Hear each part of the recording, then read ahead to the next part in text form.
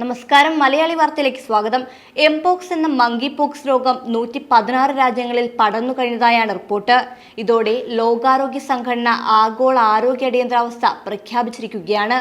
ആഫ്രിക്കയിലുടനീളം അത്യന്തം അപകടകരമായ വൈറസിന്റെ ദ്രുതഗതിയിലുള്ള വ്യാപനത്തിൽ നിന്നാണ് ഈ തീരുമാനം. അടിയന്തര ശ്രദ്ധ ആവശ്യപ്പെടുന്ന രോഗമായ എംപോക്സിനെ ഗ്രേഡ് 3 എമർജൻസി വിഭാഗത്തിലാണ് ഉൾപ്പെടുത്തിയിരിക്കുന്നത്. H1N1 പന്നിപ്പനി, polio virus, Zika virus, Ebola, Covid എന്നിവയ്ക്കാണ് ഇതുവരെ അടിയന്തരാവസ്ഥ പ്രഖ്യാപിച്ചിട്ടുള്ളത്.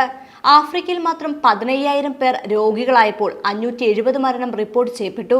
കഴിഞ്ഞ വർഷത്തേക്കാൾ 160% രോഗവർധന. ബുറുണ്ടി, കെനിയ, റുവാണ്ട, ഉഗാണ്ട എന്നിവിടങ്ങളിൽ ജൂലൈ മുതൽ രോഗബാധ റിപ്പോർട്ട് ചെയ്യപ്പെട്ടിട്ടുണ്ട്. സ്വീഡനിലും പുതിയ കേസുകൾ റിപ്പോർട്ട് ചെയ്തിട്ടുണ്ട്. എംപോക്സിന്റെ ക്ലേഡ് 1B എന്ന പുതിയ വകഭേദം ഒരു ആഫ്രിക്കക്കാരനിൽ സ്ഥിരീകരിച്ചു. ബുറുണ്ടിയിലെ പ്രധാന നഗരമായ ബുജുംബുറയിൽ നിന്നാണ് രോഗം സ്ഥിരീകരിച്ചിരിക്കുന്നത്.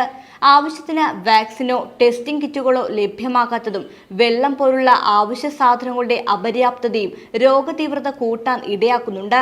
നിലവിൽ വൈറസിനായി രക്തസാമ്പിളുകൾ പരിശോധിക്കുവാൻ കഴിയുന്ന ഒരു ലാബ് മാത്രമേ രാജ്യത്തുള്ളൂ. ഈ രോഗം ബാധിച്ചവരിൽ 1/3 15 വയസ്സിൽ താഴെയുള്ളവരാണ്. ലോകാരോഗ്യ സംഘടനയുടെ കണക്കനുസരിച്ച് കുട്ടികളെയാണ് ഇവിടെ ഏറ്റവും കൂടുതൽ ബാധിക്കുന്നത്. നേരത്തെ മൃഗങ്ങളിൽ നിന്ന് മനുഷ്യരിലേക്ക് പകരുന്ന ജന്തുജന്യ രോഗമായിരുന്നു എംപോക്സ്. ഇപ്പോൾ മനുഷ്യരിൽ നിന്ന് മനുഷ്യരിലേക്ക് പകരുന്നുണ്ട്. കോവിഡ്, H1N1 പോലെ വായുവിലൂടെ പകരുന്ന രോഗമല്ല എംപോക്സ്.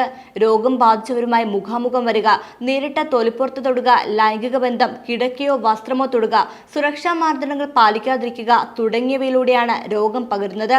തീവ്രത കുറവാണെങ്കിലും 1980-ൽ ലോകമെമ്പാടും ഉന്മൂലനം ചെയ്തതായി പ്രഖ്യാപിക്കപ്പെട്ട വസൂരിയുടെ ലക്ഷണങ്ങളുമായാണ് ഇതിന് സാമ്യമുള്ളത്.